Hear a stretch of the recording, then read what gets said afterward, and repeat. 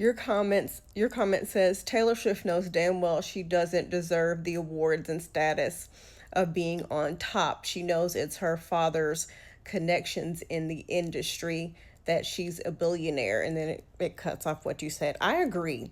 And I was thinking today, as I was thinking up content to post today, how whenever people criticize Taylor Swift, her fans come out of the woodwork and say, "Oh, you're a misogynist, you hate women." Here's where I think that comes from. I think when Taylor Swift first came out early on in her career, I think people genuinely started to question how is she successful? She can't dance. She can carry a tune, but she's not like a singer. Despite her fans saying that she's this amazing Shakespearean writer, her lyrics are all, just kind of basic. I mean, I've liked some of her music. I went to the Eras tour, and even still, I never thought she's like the voice of the generation or anything like that. I always looked at people crazy when they said that. So I think people were criticizing her.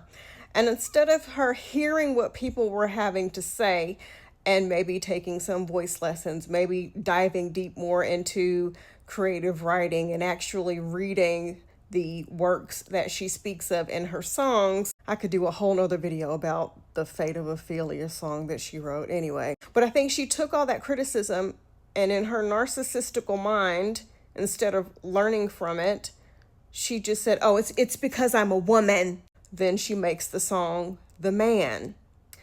The lyrics are, "I'm so sick of running as fast as I can. Wonder if I'd get there quicker if I was a man." And then "You're a misogynist if you ever criticize Taylor Swift" was born. When the criticism is the truth, the criticism is earned. She has some bops, but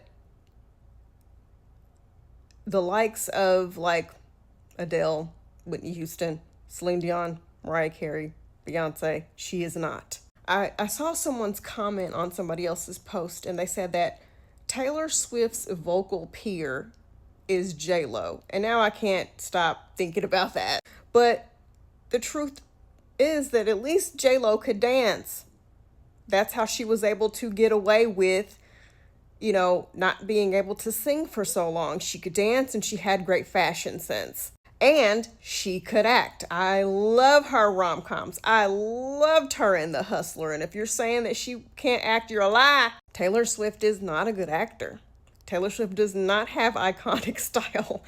Taylor Swift cannot dance. So a lot of people were kind of like, "Hey, how'd you get here? How'd you get up there? How'd you get to the top?" But a true artist would take that criticism. For example, Beyonce. I know people hate when I bring her up. Beyonce will take the criticism of her fans when they post stuff online, and quite literally in the next show or the next album, she's taken heed to the criticism and has improved upon whatever that, criticism was. Taylor Swift instead paints a picture to everybody that everybody just hates her and everybody's just being mean to her. And it's because she's a woman, when it's not any of that. I mean, I'm sure there are some people who strictly criticize her, because she's a woman. But for the most part, the criticism is earned. And like your comment says, when you've gotten to the top